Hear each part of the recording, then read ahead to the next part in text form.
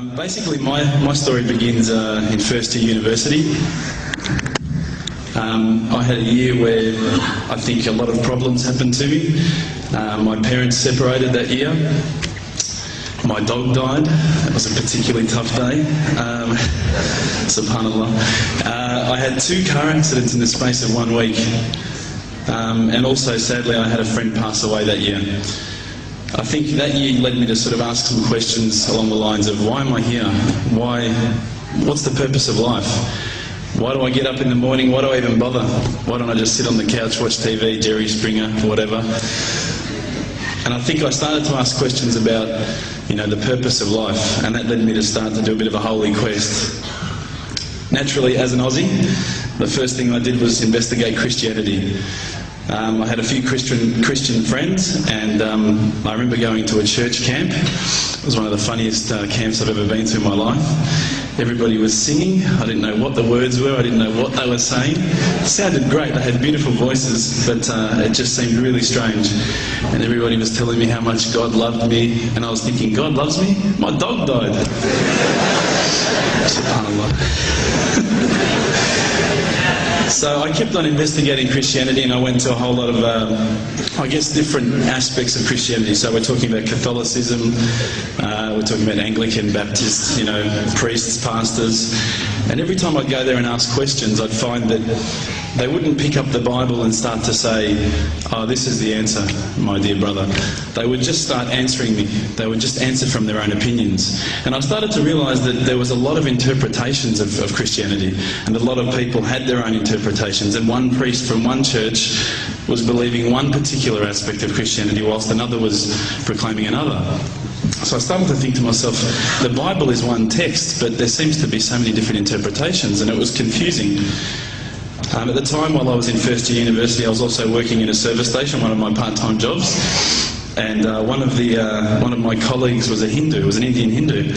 And we'd regularly change shift, and at that time I was very inquisitive, and I'd say to him, dude, what's the deal with the elephant head guy? What's the deal with that? Why has that guy got an elephant head? And he's going, oh, that's Ganesha, this. I said, but couldn't you have chosen like a lion's head or something a bit better? We'd have, these really deep theological debates while people were buying petrol. And I'd be saying, yeah, but why bring here $5 of gas? Thanks, mate. Yeah, no problems. And again, I found that was very hard to stomach. So I sort of investigated a little bit further. I had a good friend of mine was a Mormon. And I found that this religion actually appealed to me the most out of all of the Christian religions, the Church of Latter-day Saints. They were quite strict. They don't drink alcohol. They don't drink caffeine. So unfortunately, Coke's out, guys, because I know Levos love Coke. But again, there was that leap of faith I felt that I had to make to embrace this religion.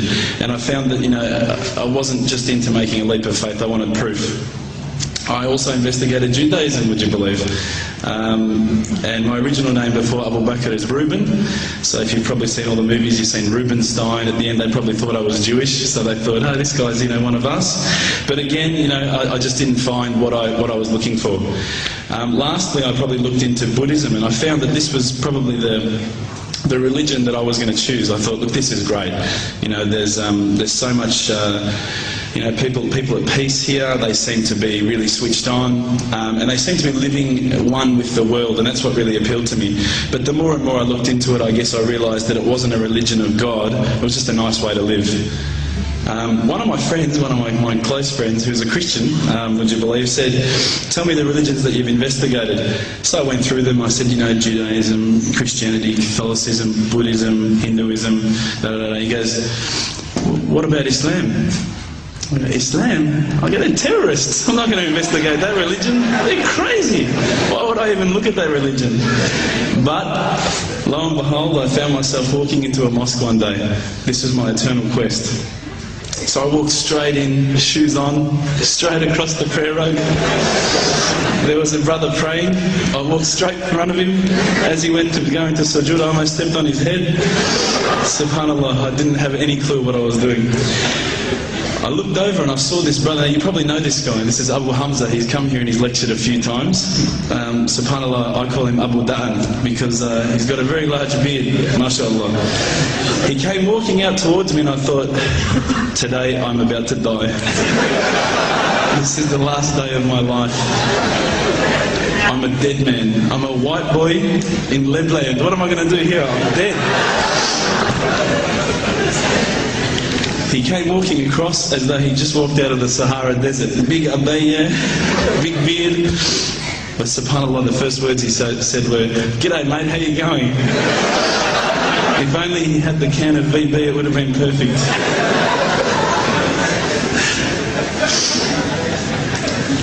SubhanAllah, I was very taken aback by his welcoming nature. As Aussies, I guess now, I don't want to offend any Australians here, but my upbringing is from a country upbringing. My parents raised me as an atheist. They were raised as Christians. They were dragged along to church every Sunday, and they hated every minute of it. So as soon as we were born, they drummed it into our heads that when you die, you're worm food. That's it. There's no afterlife. There's no God. It's all rubbish. So I was raised as an atheist. So when I walked across and I saw Abu Hamza and he was talking to me in a very polite fashion, which I was very thankful for because I was sure I'd seen him on the 5 o'clock news hijacking a plane the day before. Now, Aussies are hospitable, don't get me wrong, but Lebos are the most hospitable people I've ever come across. And as the brother Hamza was saying, these brothers were making me cups of tea, and I honestly needed to keep going to the toilet every 5 minutes. They just kept putting tea in front of me, biscuits. I'd never seen anything like it. And I think to some degree I kept coming back for the biscuits, but also for the religion.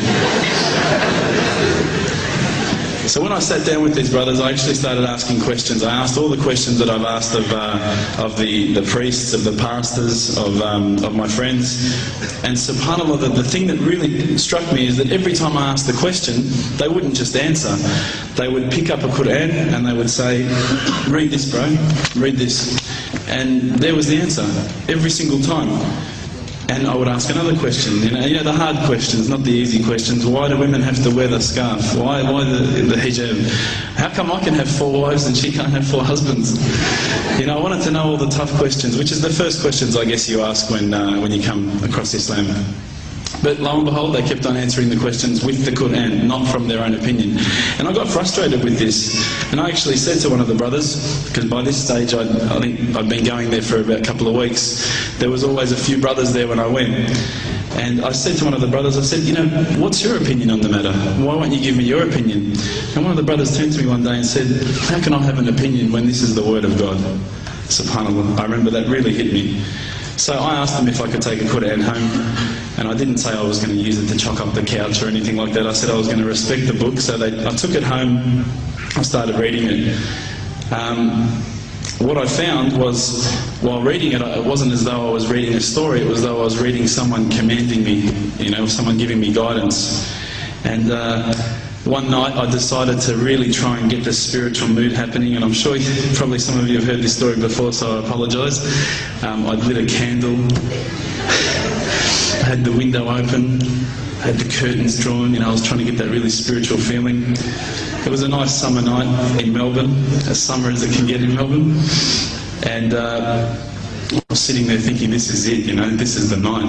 I'd been, investigating all the spiritual proofs, all the scientific proofs about the fact that the mountains are the pegs, about, how the embryo develops inside, the woman, all these amazing proofs, but I still needed that little push. It's like I was on the edge of a cliff, I was ready to jump, I just needed a push.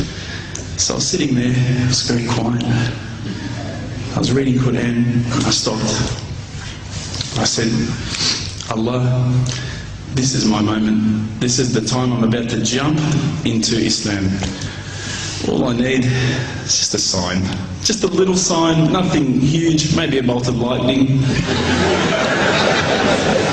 Maybe half the house could fall down or something, just small. Small for you, man. You created the earth, come on. So I sat there. I was waiting for the candle to start gliding up to 4 metres high like in the movies. And I go, okay, go.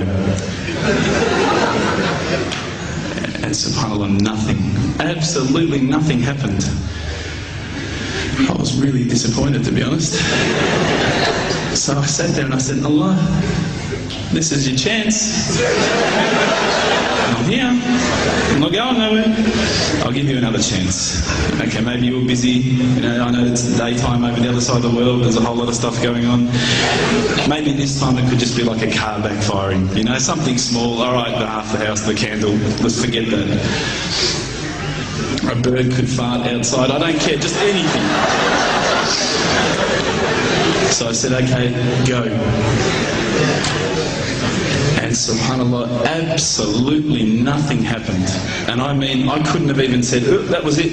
That creep just then in the wall, that was it. Absolutely nothing happened. I was really disappointed. I was gutted. I was sitting there thinking, this is it, you know, this was my last chance, Islam, and I haven't found it.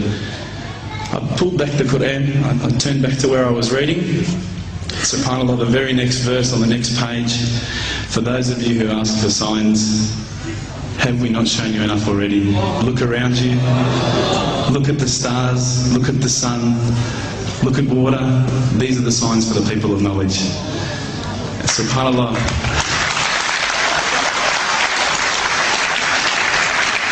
I threw the doona over my head and I pretended I was asleep. I was that scared because I couldn't believe how arrogant I'd been to want my own specific sign when all the signs had been there for me all along. The fact that we have this world, the fact that there is this creation, these are the signs for all of us. The next day I decided this is it, I'm becoming a Muslim.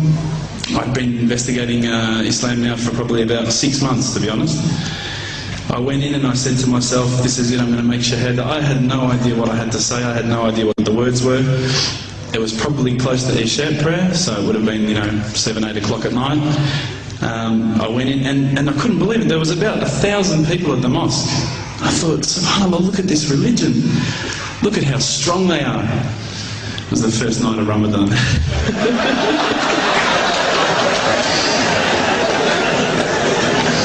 Ramadan Muslims. So I sat there and I was very nervous, I must admit. I got up and this person's going to me, you got to say these words, bro, Ashhadu. I'm going, what? Ash what? Can't I just say it in English? No, they say no, you got to say it in Arabic. And I thought, looked out over the sea of beards that I could see in front of me, and I thought, if I get these words wrong, I'm a dead man. Again, I had this fear, And they were staring at me, and I don't know if you know this, but Australians can't stare. Lebanese people can stare. So I was sitting there, I was very scared. I got up, and subhanAllah, as soon as I started to say the words, all fear went out of my mind. It felt as though a shower was inside my head and someone had just turned on the cold tap. Felt like I'd been flushed clean. I said the words, and I wasn't expecting so many brothers to come up and yell, Takbir, Allahu Akbar, and start kissing me and hugging me. Now, I'd never been kissed by that many men in my life. But it was a beautiful day, I must admit. And that day was the day that I had more brothers than I could ever imagine, more sisters as well. But I guess since that day I've never looked back. My family, I think initially were very worried that I was going to be, I guess, a little bit weird towards them. They thought that I was going to break out the AK-47s and the grenades. But they realised, I think, soon that this religion was actually making me a better person. Prior to Islam, you're not going to believe it, I had a mohawk. I did. I had, I'm not going to show you any photos. I had army greens, I had the Metallica t-shirt, I had the cherry docs. I was shocking, right? I thought I looked great, but I looked terrible. And alhamdulillah, ever since then I look as good as I do now. No, don't laugh, please. But my parents were the first people to actually say to me once, which really amazed me. They said, my father actually asked me for the Quran recently, which I was really happy about. I always thought he'd be one of the hardest people to work on. But he said to me, ever since you've been a Muslim, you've been a better person. You're more reliable. I can count on you to come and pick me up if my car breaks down. Whereas before I go, Dad, I was drinking last night, I don't know if it's still out of my system.